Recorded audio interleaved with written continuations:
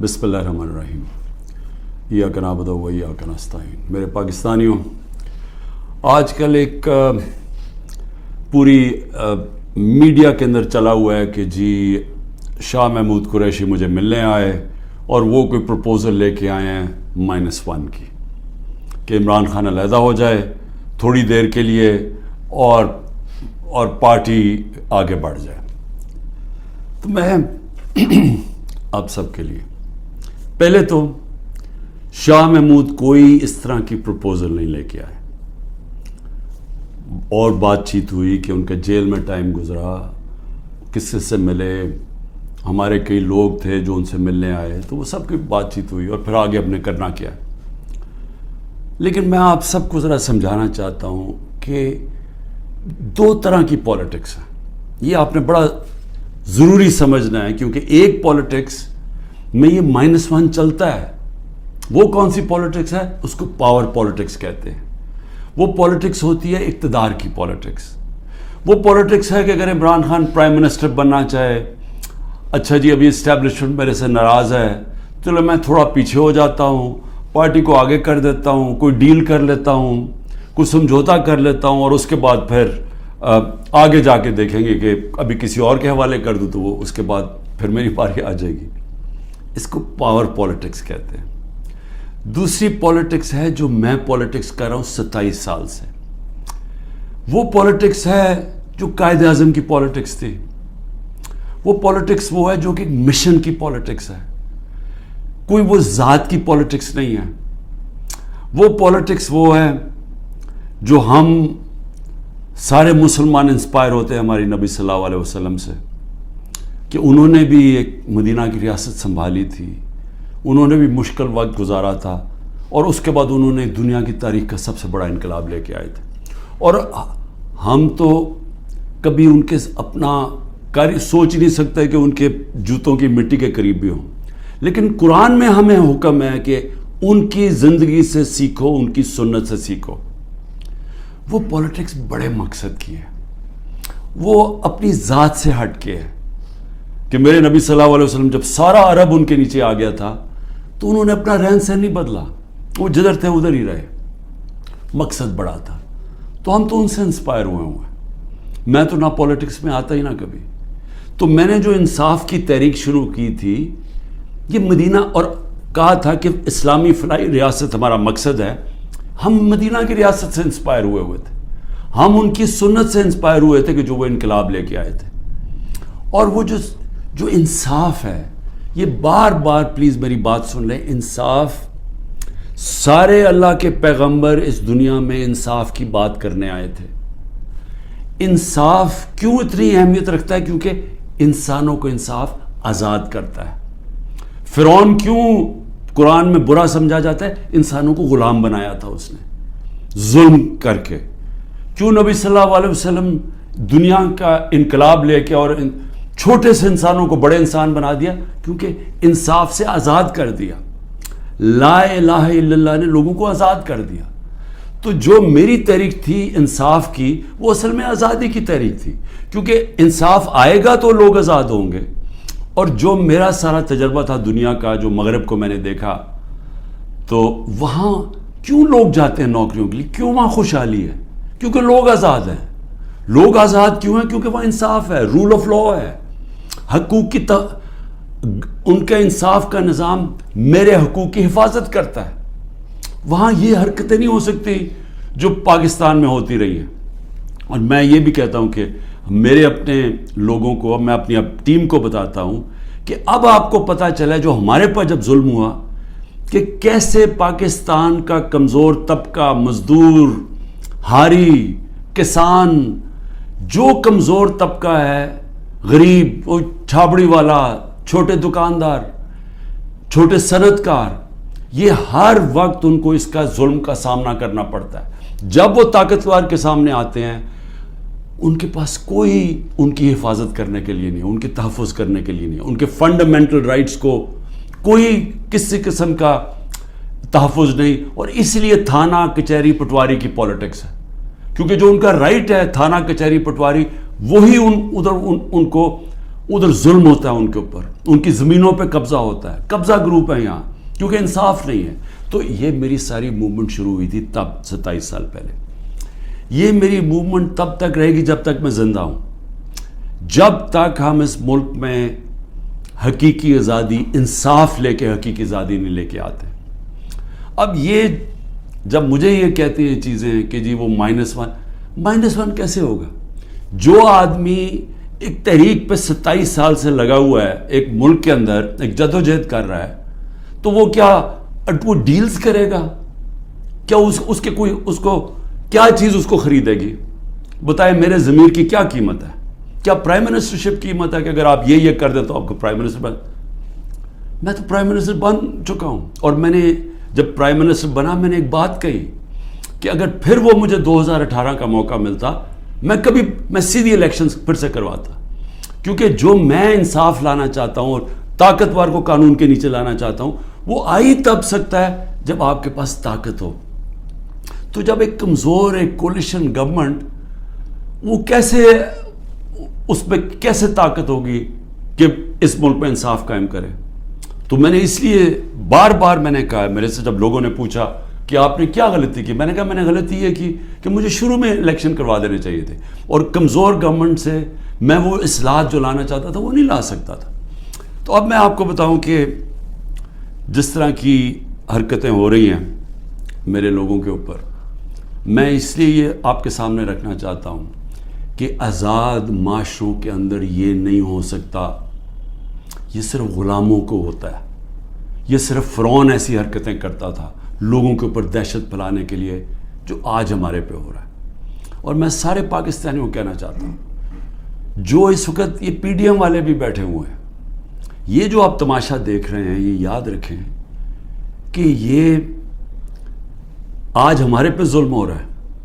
یہ ظلم آپ کے اوپر بھی ہوگا جب ایک ملک کے سارے انصاف کے اداروں کو, جب ان کو استعمال کیا جاتا ہے, حکومتی اداروں کو استعمال کیا جاتا ہے ایک پارٹی کو ختم کرنے کے لیے اور ان کے لوگوں کے اوپر دہشت پھیلانے کے لیے, تو یہ سسٹم پھر جاتا نہیں ہے. کوئی بھی سنبھال کے یہ سسٹم سب اس میں, اگر آج ہمارے حقوق نہیں, اگر ہمارے فنڈامنٹل رائٹس نہیں ہیں, تو یہ اب کل آپ کے بھی نہیں ہوں گے.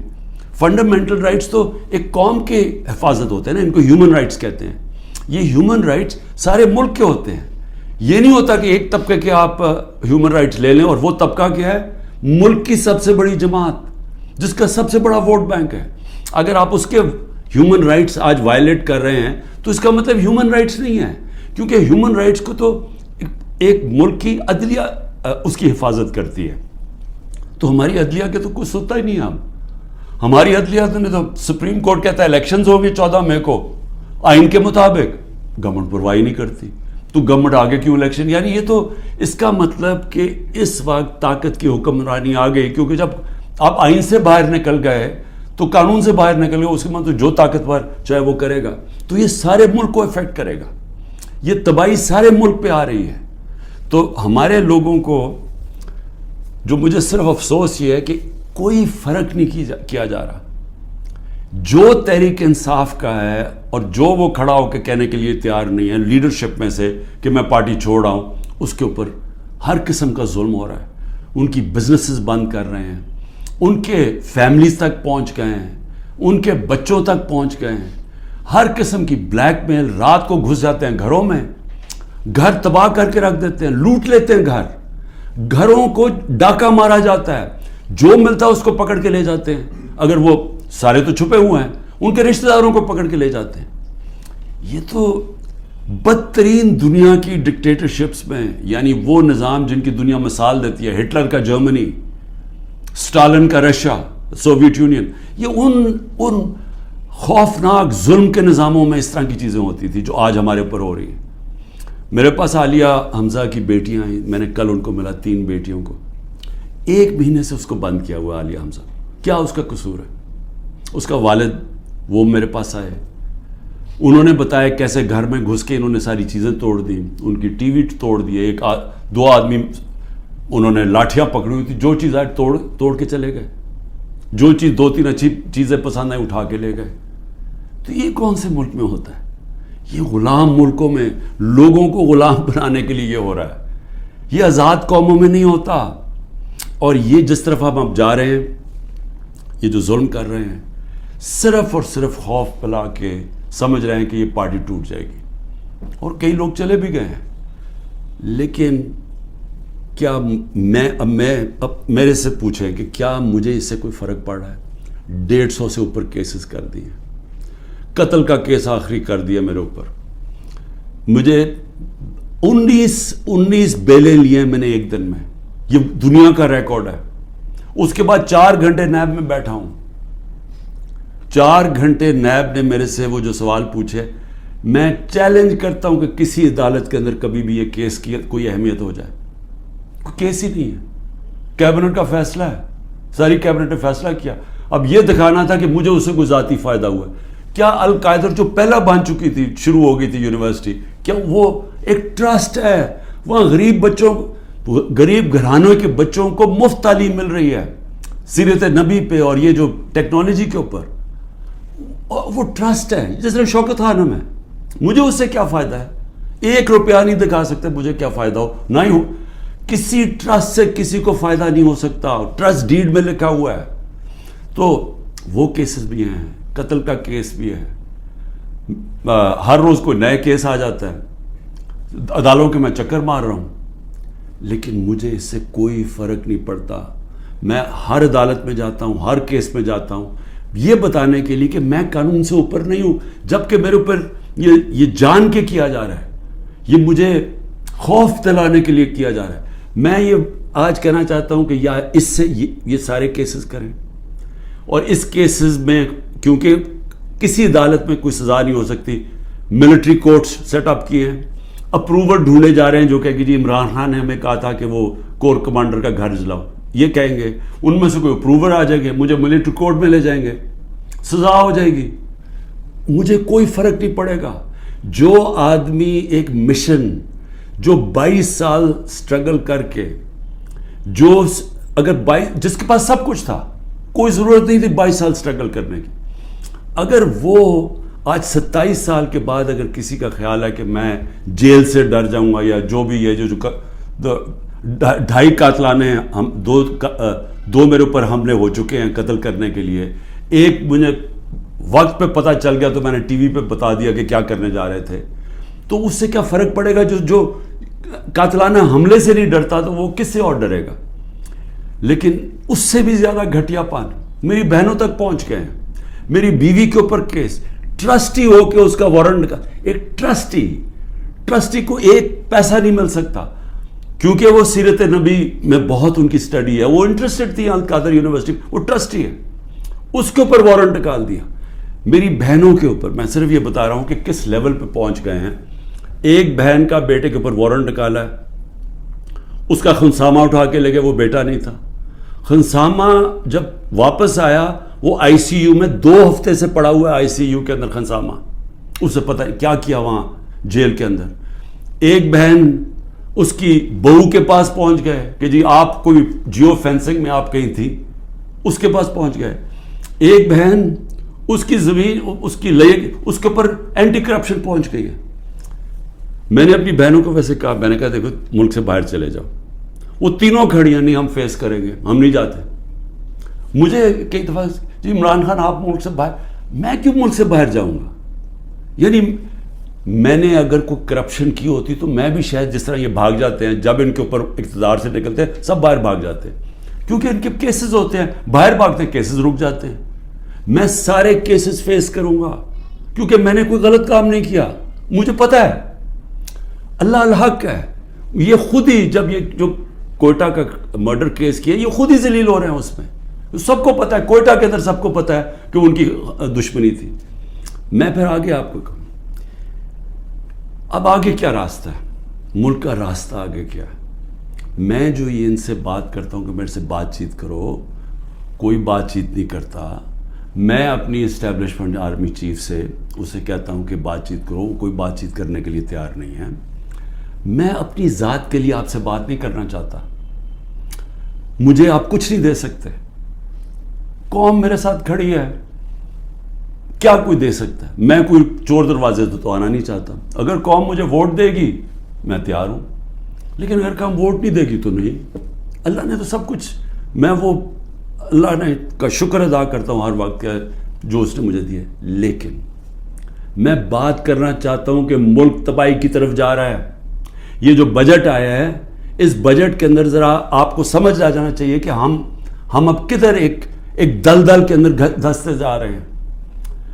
آپ یہ سوچیں کہ فیڈرل گورنمنٹ جو سارا جب وہ پیسے دے دے گی صوبوں کو, جو 5,000 ارب روپیہ صوبوں کو جب جائے گا, تو فیڈرل گورنمنٹ کے پاس جو پیسہ بچے گا اس سے زیادہ جو ہمارا سود دینا ہے, ہم نے قرضوں کے اوپر سود دینا ہے, وہ سود اس سے زیادہ ہے.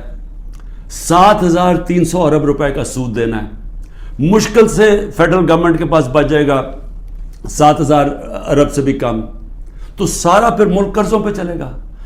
ہم نے 3.5 سال میں 18,400 ارب قرضہ لیا تھا. 18,400 ارب قرضہ 3.5 سالوں میں.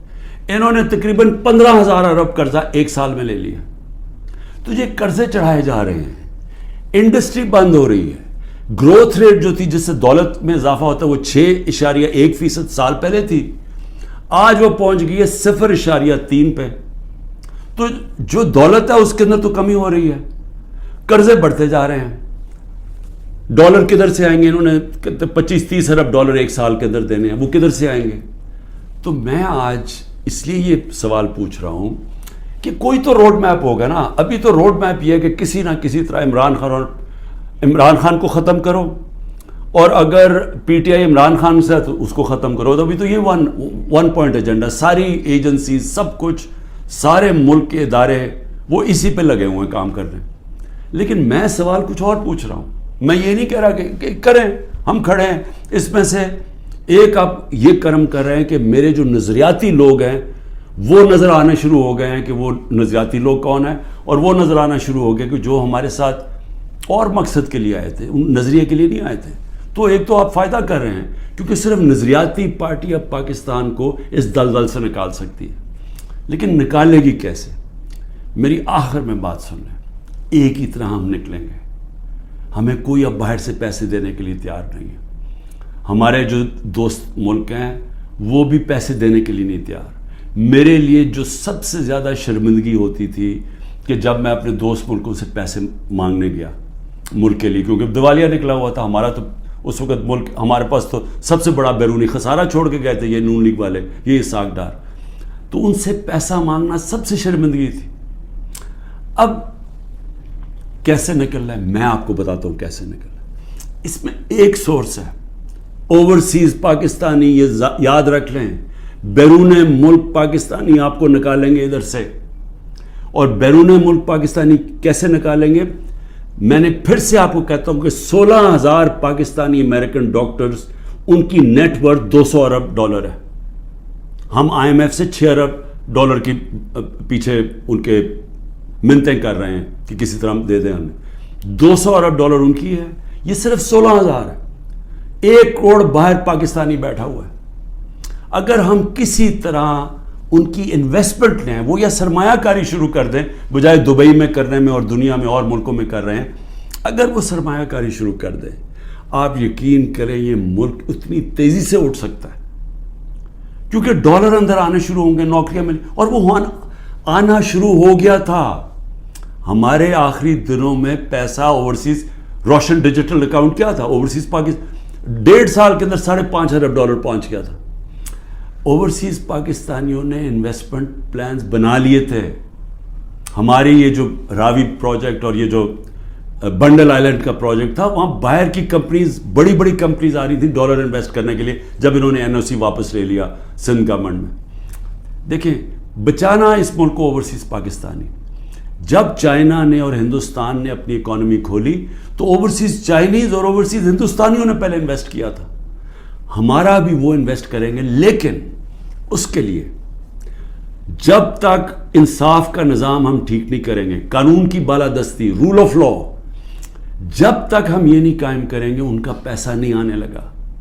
تو چیلنج اب کیا ہے؟ رول آف لا ہم نے ختم کر کے رکھ دیا. پہلے 140 ملکوں میں سے پاکستان 129 تھا رول آف لا میں. اب جو یہ انہوں نے کریک ڈاؤن کیا اب تو یہ بالکل ہی نیچے گر گیا ہے, اب تو وہ بنانا ریپبلک بن گیا. تو جب رول آف لا ہی نہیں ہے انویسٹمنٹ کیسے آئے گی؟ انویسٹمنٹ نہیں آئے گی, دولت میں اضافہ کیسے ہوگا؟ یہاں تو اس وقت پاکستانی پیسہ باہر بھیج رہے ہیں, پاکستانی ڈالر لے کر بیٹھے ہوئے ہیں کیونکہ وہ کسی کو اعتماد ہی نہیں ہے.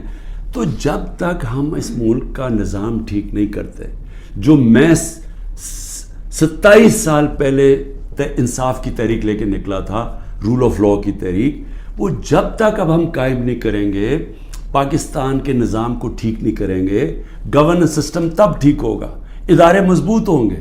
اور جب لوگوں کو اعتماد ہو جائے گا کہ ہمارے اب جب میں اپنی سرمایہ کاری کروں تو یہاں کا جو قانون ہے, جو ان کی لا انفورسمنٹ ہے, جو ان کی عدلیہ ہے, وہ میری سرمایہ کاری کی حفاظت کرے گی, میرے سے فراڈ نہیں ہونے دے گی. یہ جب تک اعتماد نہیں ہوتا پیسہ نہیں آنے لگا. اور اس کے لیے جب تک کہ حکومت نہیں آتی جو پبلک مینڈیٹ سے آئے, جس کو پبلک سپورٹ کرے, جس کو بڑا ووٹ ملے اور پبلک کی سپورٹ سے آئے, صرف وہی بڑے بڑے فیصلے کر سکتی ہے. نہیں تو ان کو تو آپ نے دیکھ ہی لیا ہے کیا کیا انہوں نے, سوائے مہنگائی کر کے, تاریخی مہنگائی 38% پہ, انہوں نے کیا کیا ہے؟ انڈسٹری بند ہو گئی ہے, بے روزگاری بڑھ گئی ہے, گروتھ ریٹ, انہوں نے اور کیا کرنا ہے؟ تو یہ جو ابھی تک تو گیم پلان میں یہی کھچڑی پکنے لگی ہے نا, آگے نئی آ گئی ہے, نئی جماعت ایک کریٹ کر دی ہے. ہم نے بھی اپنے بڑے بڑے اچھے 27 سال پرانے ہم نے لوگ وہاں بھی بھیج دیا ہیں ان کے پاس, اور ضرورت ہے تو حکم کریں ہم اور بھی بھیج دیتے ہیں. لیکن اس سے ملک ٹھیک نہیں ہونے لگا. ملک ٹھیک تب ہوگا جب ایک public mandate free and fair election کے بعد ایک مضبوط گورنمنٹ آئے گی. اور میں اپنی اسٹیبلشمنٹ کو آج پھر سے کہتا ہوں, نظر ثانی کرے, ملک تباہی کی طرف جا رہا ہے. اور جب یہ تباہی جس طرف جا رہا ہے اور IMF کی اگلی کنڈیشنز آئیں گی, جس طرح انہوں نے مصر اور سری لنکا میں انہوں نے کنڈیشن لگائی, وہ کیا ہے کہ فوج کا بجٹ کام کرو, دونوں جگہ انہوں نے کہا. تو یہ تو ہم ادھر جا رہے ہیں کہ ہم اپنی سیکیورٹی اینڈ میں کمپرومائز کریں گے. اور اگر وہ سیکیورٹی کمپرومائز ہوگی اس ملک کی, تو ہمارے جو دشمن بیٹھے ہیں وہ ملک توڑنے کے لیے تیار ہیں. تو میں اس لیے آپ کو کہہ رہا ہوں, مجھے کوئی ریلیف نہیں چاہیے, مجھے کوئی آپ کی مدد نہیں چاہیے, میں کوئی کسی مجھے یہ سمجھے کہ یہ جو سارا کچھ ہو رہا ہے انتقامی کارروائی, مجھے چھوڑے میری بہنیں باہر جانے کے لیے نہیں تیار. وہ تو عورتوں کے اوپر تو کبھی اس ملک میں ایسے نہیں ہوا, لیکن ملک نیچے جا رہا ہے. اور اس لیے وقت کم ہے, جس طرح دن بڑھتے جا رہے ہیں ہم اور اپنے ملک کو تباہی کی طرف لے کے جا رہے ہیں. صرف قانون ختم ہو چکا ہے. کسی کو اس وقت پھر سے میں کہتا ہوں, جب عدلیہ اپنے فیصلے نہیں کروا سکتی, جب آئین کی کوئی پرواہ نہیں کر رہا, جب پولیس کھلے عام گھروں میں گھس کے لوگوں کے گھر لوٹ رہی ہے اور اٹھا کے لے کے لوگوں کو جا رہی ہے, کلیکٹیو پنشمنٹ دے رہی ہے, تو اس ملک میں تو اب باہر کے لوگ کیا سوچ رہے ہوں گے؟ بتائیں نا, بیرون ملک پاکستانی جو آپ کا بڑا اثاثہ ہے وہ کیا سوچ رہا ہوگا؟ وہ کوئی سوچے گا کہ پاکستان میں پیسہ لگانا ہے؟ تو اگر انہوں نے نہیں لگانا تو اور تو اس وقت کوئی ہے نہیں. جب تک ہم ملک کی ایکسپورٹس نہیں بڑھاتے, وہ تو ٹائم لگے گا کہ ہم اپنی ڈالر انکم بڑھائیں. تو اس میں تو صرف ایک ہی انٹرم میں تو صرف اوورسیز پاکستانی مدد کر سکتے ہیں. شکریہ. پاکستان زندہ باد.